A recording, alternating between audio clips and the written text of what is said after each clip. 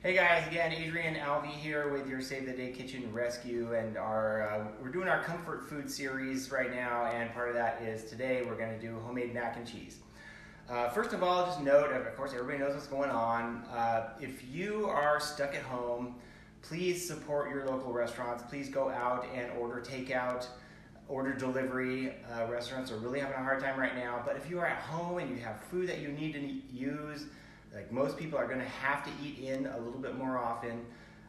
We're here to help you make your food easier, tastier, and healthier at home. All right. So today we're going to talk about macaroni and cheese. So today my son was out. He's always asking about food. He's 16, and he said, "Dad, how about mac and cheese today? Homemade mac and cheese." I'm like, "Perfect. Let's do homemade mac and cheese." And I'm like, "So you're gonna have to wait, son, because we're doing a video about it first, so we can show everybody how easy it is to do homemade mac and cheese."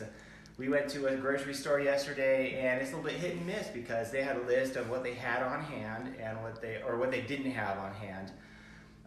And I don't know whether sometimes mac and cheese boxes are out of stock, but if they are and you have noodles of any kind, you can do this. And I'll show you some variations so you can do it with whatever kind of other stuff you have on hand. So I've got some mac and cheese noodles here mixed, and I'm going to turn on our heat, and we're going to make a little bit of a white sauce here that it's a creamy sauce. So it's a really rich and nice mac and cheese, great comfort food. So we're going to make what's called a roux. You can mix flour and any kind of oil. We're going to use butter right now, but you could also use oil or shortening or anything that would work for an oil type of thing. And this has been melted. It's just butter, and it's a quarter cup. That's half a stick. And I'm going to put a quarter cup of flour. So this is the really easy thing to remember about making a cream sauce of any kind. It's always half and half, all right? Same amount of flour as butter or oil. So in this case, quarter cup of each. And I am kind of making this recipe up as we go, guys, because I've made this lots of time, but like a lot of people who just do a lot of cooking at home, I have never really written it down. So as we go through, we'll be able to see if I've actually got it right or if we want to make some adjustments, but don't worry, the recipes that's going to end up posted with this video, it's going to have the final recipe as it's supposed to be. So it's great to see some friendly faces. I see Shirley Funk, Jessica Newkirk, and Suzanne Thames watching. Guys, thanks for joining us. Hey, awesome. Nice to see you guys. That represents here in Boise and all the way out to Cincinnati, Jessica. So awesome. I lived in Cincinnati for a couple of years when I was a kid, and I remember Cincinnati, the one place where I've ever witnessed an actual tornado. So kind of fascinating times there. So I'm going to cook this for about 30 seconds, all right? So you don't have to cook it for very long. But the whole point of that is just to make sure that Can this burn easily? It can. And I'm using butter, which is going to burn faster than, say, oil. So you don't want to let it cook too much. It's on medium heat? It's on about medium heat, yeah. And so I'm going to put 2 cups of milk in there. Okay. And stir, and we're using wire whip here. And that's necessary during this part to use the wire whip. And as this heats up, this is going to thicken up. And so then you're going to have this nice creamy sauce. And what we're going to do is we're going to add some cheese and some seasonings to that. And we're going to be done. That's pretty much it. Okay, so we're talking about mac and cheese here. Let's talk a little bit about the noodles. So as I prepared these, I'm like, well, I wonder about how much then if I had X amount of dry noodles, how much would that make in actually cooked noodles? So I found out it was about 2 to 1. It was nice. So I did 3 cups of dry mac and cheese noodles here, and it boiled to 6 cups of cooked noodles.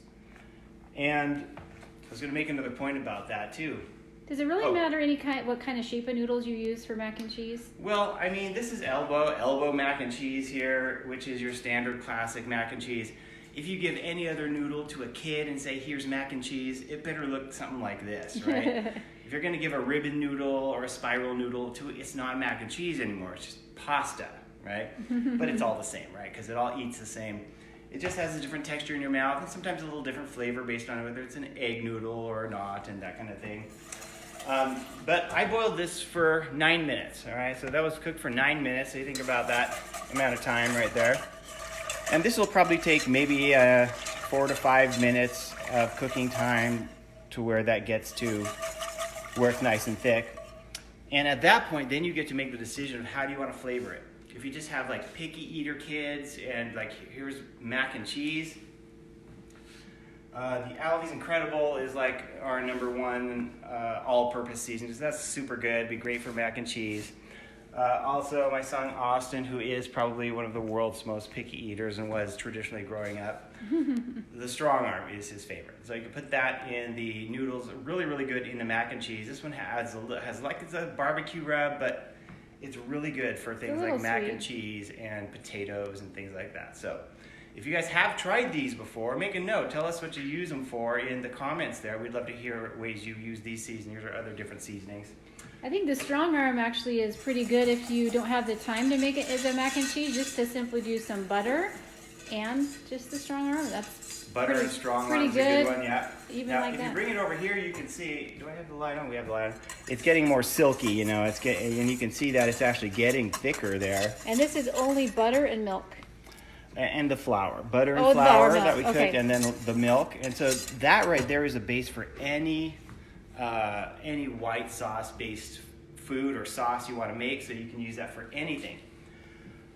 But we're going to use it for our mac and cheese.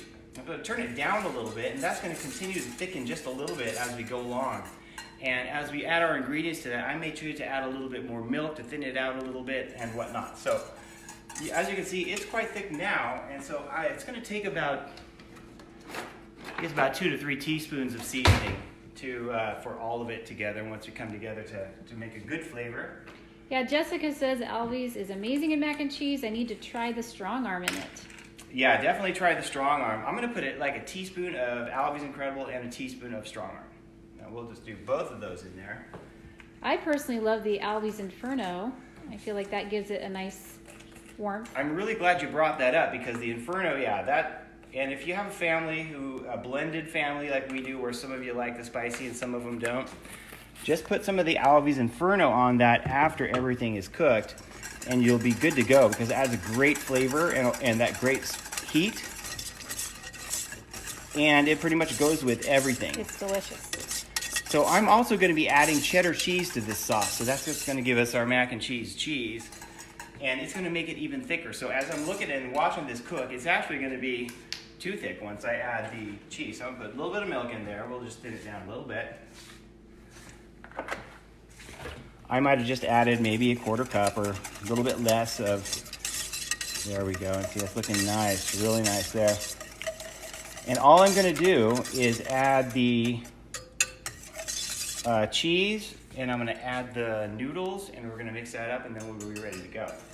Now, if you wanted to, you could do all kinds of other stuff with this. You could add, and just like I got out, you could cook some bacon. You could add some bacon to that, or you could add hot dogs or chicken or vegetables or mushrooms or anything that you want.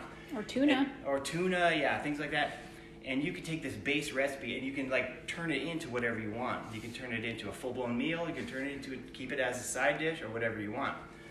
And so nowadays, it gives you some more tools in your arsenal, and so that you can be able to take the same ingredients that you have on hand and then turn it into something different each time. And I have used that, so I'm going to get a different one here. So if you wanted to do other cheeses besides cheddar, what do you recommend? That's a really good question, because cheddar's not your only option, is it? Yeah, do a few cheeses to mix up the profile. You can do pretty much any cheese that you want, almost, and it almost goes down to a personal preference. But cheddar and jack are going to be sort of your mac and cheese cheeses. You can do fancier ones like Gouda and things like that if you want to give it a little bite or edge to it. A lot of people call that the nutty flavor that some of those other kind of harder cheeses add to it. You could add Parmesan cheese on top if you want. So there we've got that, and I'm going to add the noodles. And you can see the sauce here, it's turned sort of orange. And it may be that once I add this, then I even want to add some more milk or some more seasonings, and we'll just see how it is. So that's our 6 cups right there.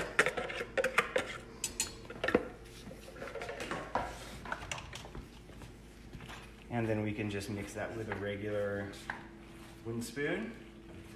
And at this point, you could turn the heat off or way down, or depending, because it's basically done right now. And if you just look at that, you can see it's a nice creamy mac and cheese.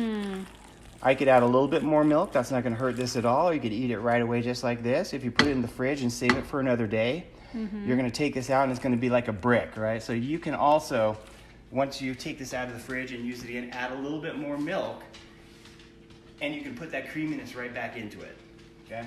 Or then if you want to change up your leftovers, maybe that's the time you add some of those other ingredients to give variety. And that's the perfect thing to say at that time, because that's exactly what you would want to do with those. Then you could add that little bit of bacon or those vegetables or whatever you want, make another meal out of it. Would you recommend cooking all those ingredients separately and just tossing it in at the end versus you don't cook anything with the mac and cheese, right? Not with the mac and cheese. Okay. No, not necessarily. I'm tasting that, and right now that tastes great to me. A kid would love that just like it is, I think. But if you wanted to add a little bit more strong arm or a little bit more Albi's Inferno to that, give it a little bite, or just change the flavor somewhat, you could add other flavors to it and make it even better. So. I'd love anybody else to chime in and say what types of things they add to their mac and cheese or how they change it up too. Yeah, just let us know give if us you have ideas. anything. So that's a super, super easy and very fast comfort food. Again, we're talking about less than like 10 minutes cooking time. I mean, 9 minutes to cook the noodles, but aside from that, not very long. And you can use those for other things later. Again, so Save the Day Kitchen Rescue, taking whatever you have on hand, make it easy, tasty, healthy. And our situation with our business is we live on fairs and festivals, and we do those all the time, and a lot of our big shows have been canceled, as you know. So we're in the same boat as a lot of people and trying to figure out how to help each other. And this next weekend would be normally, this weekend would be a big home show that we would be doing, where you go and everybody has their home and garden stuff there. And so we were thinking about doing some sort of like a home-based or home show. And I don't even know if we really knew what to call it, but so we're going to do something next Tuesday night. We're going to do a home show, and more details to follow on that. But we're really excited about that sort of concept to sort of get people thinking about, we're kind of in this for the long haul, so let's just see what we can do to help each other and stir up some great ideas to be able to make cooking easier and that kind of thing. Jen, anything else to add about just that? Tune in here. We're going to do it as another Facebook Live this coming Tuesday, 7 p.m. Mountain Standard Time. And we'll show you all the different products, just like if you were shopping at the home show. We'll explain what the different blends are and product options. It'll be a lot of fun to shop virtually with us and check out stuff. Yeah, all right. So that's what we're going to be doing, because I really love doing those events where we get to talk to people face to face and show them and help them taste. And I've never gotten burnt out of it, doing it 5 years, and I just love doing them. And it's really sad that I don't get to do them right now. So I would love to do something virtually then. And so I'd love to get your feedback on that once it happens to see how it works for everybody. So sounds good. All right, Thank so you. everybody have a wonderful night, and we'll talk to you later.